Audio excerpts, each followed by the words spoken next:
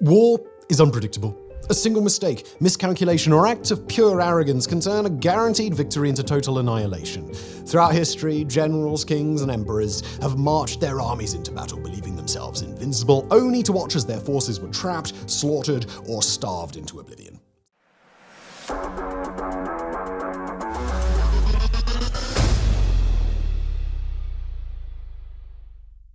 Some of these disasters stemmed from reckless ambition, others from flawed intelligence or overstretched forces. Each is a bloody example of the fine line between dominance and disaster. These weren't just defeats, they were moments when entire armies vanished, strategies unraveled, and the unforgiving brutality of war was on full, horrifying display. It was supposed to be a display of Roman dominance, an unstoppable force marching to crush a single enemy general. Instead, it became one of the most horrifying military disasters in the entirety of history. In 216 BCE, Rome was at war with Hannibal of Carthage, one of the greatest military minds that the world has ever seen. After 2 years of indecisive battles, Rome decided to end the war in one swift, crushing blow. They assembled the largest army they had ever fielded, nearly 80,000 men, and marched to face Hannibal's smaller force near the village of Cannae in southeast Italy. The Romans were confident, they were too confident. They believed sheer numbers would overwhelm Hannibal's army, which had half as many men. What they didn't realize was that they were marching right into a trap. Hannibal, a master of psychological warfare, knew exactly how the Romans fought: rigid, disciplined, utterly predictable. So he baited them. His weaker center line feigned a retreat, drawing the Roman legions deeper into his formation. As the Romans pushed forward, their massive numbers became their greatest weakness. At the perfect moment, Hannibal's hidden cavalry smashed into their flanks, closing the trap. The Romans were completely surrounded, trapped in a tightening circle of death. There was simply no escape. What followed was one of the bloodiest massacres in history. The Roman soldiers, packed together with no room to maneuver, were slaughtered where they stood. Ancient accounts say that at the height of the killing, blood flowed like rivers and soldiers suffocated in piles of bodies before they could even be killed. Only a few hundred escaped. The rest were cut down, trampled, or captured. By the end of the day, over 50,000 Roman soldiers lay dead, the worst defeat Rome had ever suffered. Hannibal had pulled off the perfect ambush. But here's where history changed. Instead of marching on Rome, which now lay practically undefended, he waited, giving the Romans time to regroup. In the long run, Rome recovered and ultimately won the war. Had Hannibal taken Rome, there might never have been the Roman Empire as we know it today. The lesson of Cannae was never forgotten. Even today, military strategists study this battle as the ultimate example of turning an enemy's strength into their greatest weakness. For Rome, it was a humiliation so great that it nearly destroyed the Republic itself. Today's episode is sponsored by Incogni, and look, you don't have to be famous to have your personal data floating around on the internet. It's weird how much personal stuff is out there about regular people just trying to enjoy their lives. Honestly, your data is probably already out there on dozens of sites that you've never heard of. These are called data brokers, by the way. Incogni will help you make all of that stop. They're a data removal service that works with privacy laws to contact data brokers on your behalf and get that info deleted. Let's say you found your full name, your phone number, your address listed online. You didn't put it there. Doesn't matter. Incogni will get rid of it. They do all of the work. Your information stays private. You're going to get less robocalls, less spam, all of that stuff that you just don't need in your life. So take back your personal data with Incogni and use the code Sideprojects at incogni.com/sideprojects. You'll get 60% off an annual plan. Also helps support the show, which is nice, isn't it? And now back to it. Rome recovered and expanded into a mighty empire, but just over 500 years later, its invincibility shattered on a dark day in what is now northwest Turkey. For centuries, Rome had been the unshakable superpower of the ancient world. Its legions had crushed enemies from Britain to Persia, stretching across 3 continents. But in 378 CE, Rome faced a catastrophe so devastating it marked the beginning of its downfall. The enemy was a tribe of Gothic refugees, not a vast empire or a powerful kingdom, but displaced people who were just desperate for survival. The Roman Emperor Valens, ruling over the Eastern Roman Empire, had a simple plan: destroy the Goths before they became a real threat. Confident in his legions, he marched out with 15,000 to 20,000 elite soldiers to crush what he saw as an unorganized, starving horde. A massive underestimation that proved to be catastrophic. Valens had a chance to wait for reinforcements to bolster his numbers, but in a reckless move, eager for personal glory, he chose to attack immediately, and the odds were already stacked against him. His scouts miscalculated the size of the Gothic force, believing them to be much smaller than they were. The battle took place in the brutal summer heat, and the Romans had marched all day without water, a recipe for disaster. To make matters worse, in an act of staggering overconfidence, parts of the Roman army attacked before official orders and were easily repelled. When the full army engaged, it was disorganized and faced a significantly larger force than expected, one that included highly skilled Gothic cavalry. At first, the Roman legions held their ground, pressing into the Gothic infantry, but then, out of nowhere, the Gothic cavalry returned from a hidden position and charged into the Roman flanks. History was repeating itself. The Roman formation crumbled. The battle turned into a bloodbath. Exhausted and ragged, Roman soldiers were crushed from all sides. The battlefield became a slaughterhouse, with panicked troops trampling each other to escape. The Roman army was utterly destroyed. Estimates suggest that 2/3 of the army, up to 15,000 men, were killed. Emperor Valens himself disappeared in the chaos. Some say he was killed in battle. Others claim he was trapped in a farmhouse and burned alive. But his body was never found. His defeat at Adrianople shattered the myth of Rome's invincibility. Never again would Roman legions dominate the battlefield as they once had. The empire was now vulnerable, and within a century, Rome itself would fall to invading barbarian armies. One battle didn't end Rome overnight, but Adrianople was the beginning of the end, a disaster that showed the world the Roman Empire was no longer unstoppable.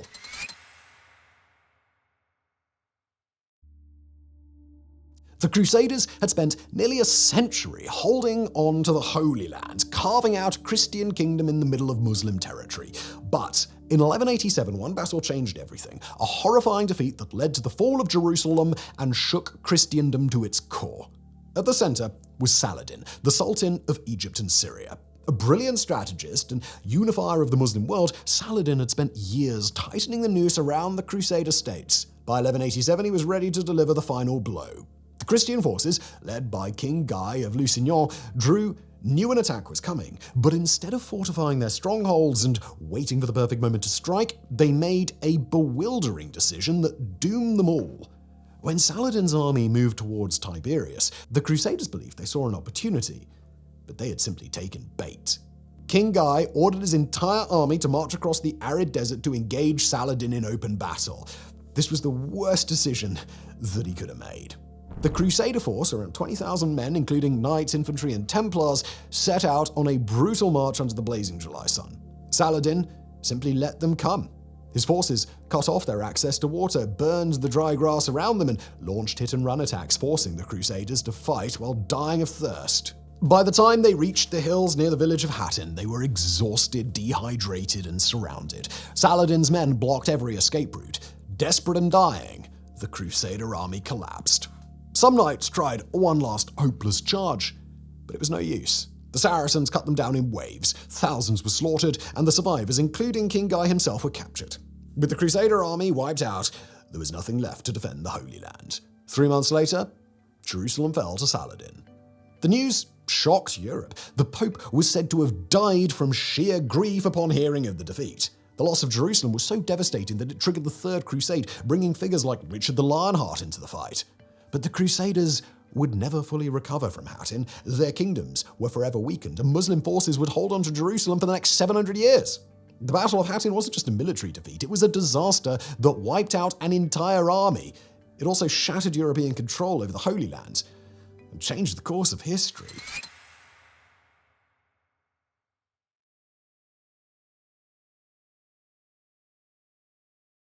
Napoleon Bonaparte had conquered almost all of Europe. His armies were undefeated on the battlefield, and his enemies feared his every move.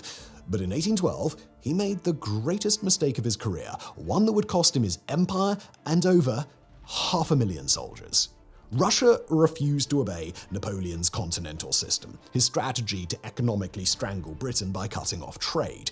Furious, Napoleon assembled the largest army in European history, over 600,000 men, and marched toward Moscow. He was certain of victory. His armies had crushed Austria, Prussia, and Spain. How could Russia be any different? But the Russians, they didn't fight like the rest of Europe. Instead of meeting Napoleon in battle, they retreated deeper into their own country, burning everything as they went. Villages, crops, and supply depots were set on fire. There was no food, no shelter, no hope of reinforcements. Napoleon's soldiers were starving before they even reached Moscow. When they finally clashed with the Russian army at Borodino, Napoleon won, but at a horrifying cost. Over 30,000 of his men were killed in a single day. The Russians refused to surrender. After months of brutal marching, Napoleon reached Moscow in September 1812, expecting the Russians to capitulate.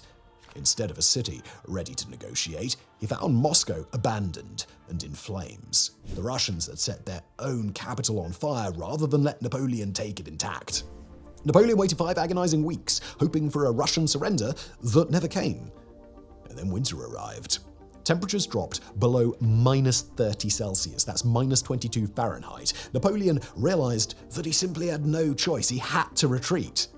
And that is where the real disaster began. Starvation and disease tore through the army. Russian Cossack cavalry harassed them constantly, cutting off stragglers. Soldiers froze to death in their sleep, their bodies shattering like glass when moved. Cannon wheels snapped, horses collapsed, and men were forced to eat the dead to survive. It was hell on earth. By the time Napoleon's army staggered out of Russia in December, only around 50,000 of the original 600,000 remained. The overwhelming majority of deaths came not from conflict, but from disease, starvation, and freezing conditions. Napoleon's once invincible army was gone. His enemies seized the moment. They formed a new coalition against him. Less than 2 years later, Napoleon was defeated and exiled to Elba. The Russian campaign wasn't just a lost battle. It was the single greatest military disaster in history. Napoleon had walked into a graveyard of his own making, and his empire would never recover. War's chaotic. Orders get misheard, misunderstood, or misinterpreted, but few mistakes have ever been as spectacularly tragic as what happened on October the 25th, 1854, when a simple miscommunication sent hundreds of British cavalrymen charging straight into a valley of death. The British, French, and Ottoman Empire were at war with Russia. The conflict had been raging for months, with both sides locked in brutal battles for control over Crimea. At the Battle of Balaclava, British commanders saw a potential Russian retreat and ordered an attack to stop them from removing their artillery. The order was vague, the wrong commander gave the wrong interpretation, and instead of attacking retreating Russian artillery, the Light Brigade was ordered to charge straight into a heavily fortified position of Russian cannons. It was suicide, but the cavalry, they obeyed without hesitation. Under the command of Lord Cardigan, 600 men of the Light Brigade, armed only with sabres and lancers, galloped down a mile-long valley completely exposed to Russian artillery on both sides. Cannon fire ripped through their ranks. Men and horses fell in waves, but still they pressed on. A French general watching from afar couldn't believe his eyes, exclaiming, "C'est magnifique, mais ce n'est pas la guerre." It is magnificent, but it is not war. And I apologize for my French pronunciation. Against all odds, some of them reached the Russian artillery line, engaging in ferocious close combat. But there were too few survivors to hold the position. With their comrades dead around them, they had no choice but to retreat, riding back through the same valley of death where Russian cannon slaughtered even more men on their way out. Of the 600 men who charged, over 270 were killed or wounded, and many more lost their horses. The horrible irony was that this attack served no purpose. The Russian artillery they were meant to attack was untouched, and the battle continued as if nothing had happened. The charge of the Light Brigade became a symbol of bravery in the face of certain death, immortalized by Alfred Lord Tennyson's famous poem, quote, "Theirs not to reason why, theirs but to do and die."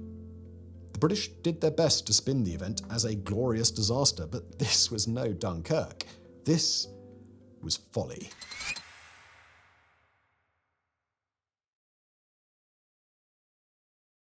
War had never seen slaughter on this scale before. When British troops went over the top on July 1st, 1916, they thought they were marching to victory. Instead, they were walking straight into the deadliest day in British military history. World War I had been raging for 2 brutal years, and the Western Front was locked in a stalemate of trenches, mud, rats, and machine guns. The British and French devised a massive offensive to break through the German lines and finally turn the war in their favour. The plan was a week-long artillery bombardment that would obliterate German defences, allowing British troops to walk across no man's land and take the enemy trenches. It was supposed to be easy. It wasn't. For 7 days, the British launched over 1.5 million shells at the German lines, believing they were destroying everything. Troops were told that after the bombardment they'd be able to walk across no man's land like a parade. But there was one problem. The artillery had failed spectacularly. Many shells were duds and didn't explode, and the German bunkers were dug deep, shielding their troops. The moment the bombardment stopped, the Germans emerged, fully armed and waiting. At 7:30 a.m., thousands of British soldiers climbed out of their trenches and advanced across no man's land. They were mowed down instantly. German machine guns opened fire, turning the battlefield into a slaughterhouse. Waves of soldiers fell, cut down before they even reached the German trenches. Entire battalions were wiped out in minutes. By the end of that first day, the British had suffered 57,000 casualties, 19,000 of them dead. It remains the bloodiest day in British military history. Despite this catastrophic failure, the battle continued for 5 more months. By the end of the Battle of the Somme, in November 1916, the British and French had gained just a few miles of land, at the cost of over 1 million casualties on both sides, including 300,000 dead. The Battle of the Somme became a symbol of World War I's brutal, senseless slaughter, and yet, just decades later, another world war would begin, and history would repeat itself once again. For decades, the British Empire believed Singapore was an impenetrable fortress, a symbol of their military dominance in Asia. It was supposed to withstand any attack, a naval stronghold, securing Britain's influence in the Pacific. But in February 1942, in one of the most shocking defeats in British history, Singapore fell in just 7 days. 80,000 British and Allied troops surrendered, marking the largest capitulation in British military history. Singapore's defences were built on one major assumption, that any attack would come from the sea. The British had installed massive coastal guns, naval defences, and a powerful fleet to defend the island from a Japanese invasion by ship, but they never prepared for an attack from the land. In December 1941, Japan launched a shockingly fast invasion of Southeast Asia. They swept through Malaya, crushing British, Australian, and Indian forces in just 2 months. The British had assumed the dense jungles of Malaya were impassable, but Japan proved them wrong. Using bicycles, tanks, and sheer speed, Japanese forces blitzed through the Malayan Peninsula and reached Singapore's doorstep in record time. On February 8, 1942, Japanese troops crossed the Johor Strait and launched a full-scale assault on Singapore. British defences collapsed almost immediately. Japanese warplanes bombed the city relentlessly, striking hospitals, fuel depots, and civilian areas. British Commander General Arthur Percival struggled to organise a defence as the Japanese kept pushing forward. Within a week, British forces ran out of ammunition, fuel, and food. The situation was hopeless. On February 15, 1942, General Percival made the unthinkable decision. He surrendered Singapore to Japan.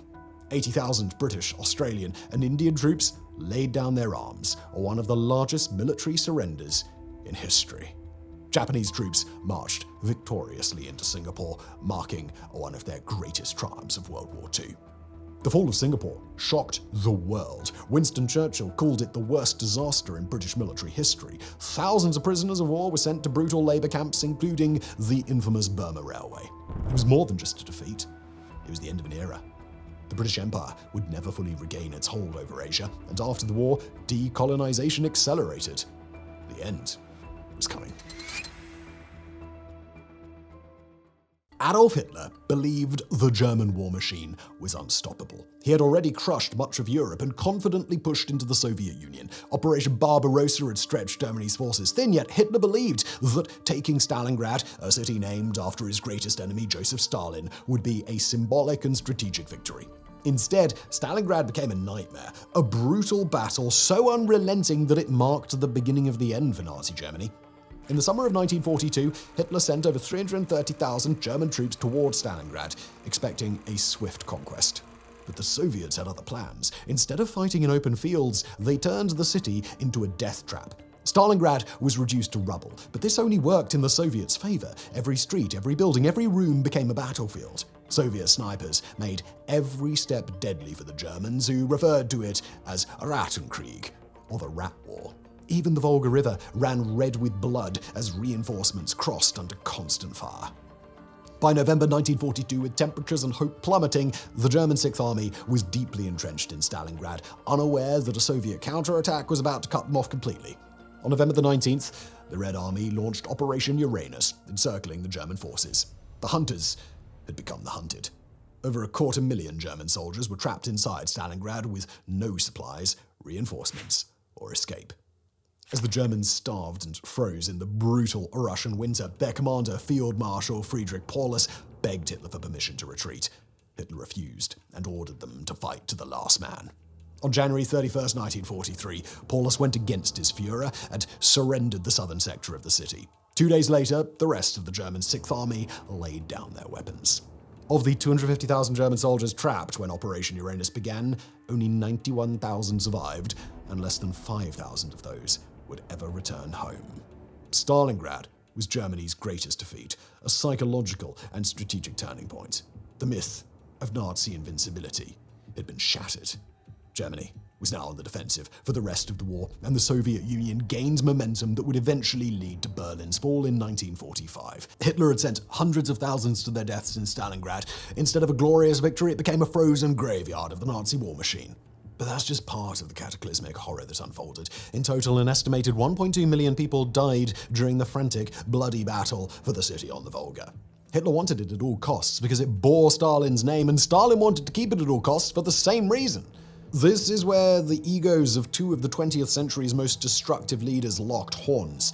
A meat grinder, death in a league of its own, a battle that eclipsed everything that came before it. Now, history remembers great victories, but it rarely forgets great disasters. Each battle, whether a moment of tactical miscalculation or a slow, inevitable collapse, left lasting scars on the nations and the empires that suffered them. Some of these defeats shattered illusions of invincibility, proving that no army is immune to failure, no matter how disciplined or well-equipped. Others were self-inflicted wounds resulting from arrogance, poor planning, or leaders ignoring warnings that could have saved them. War is unpredictable. The most significant victories are often decided long before the first shot is fired, not by strategy, but by preparation, adaptability, and an understanding of history itself. If there's one thing history teaches, it's that the same mistakes tend to be repeated, just in different uniforms, eras, and on different battlefields. Thank you for watching.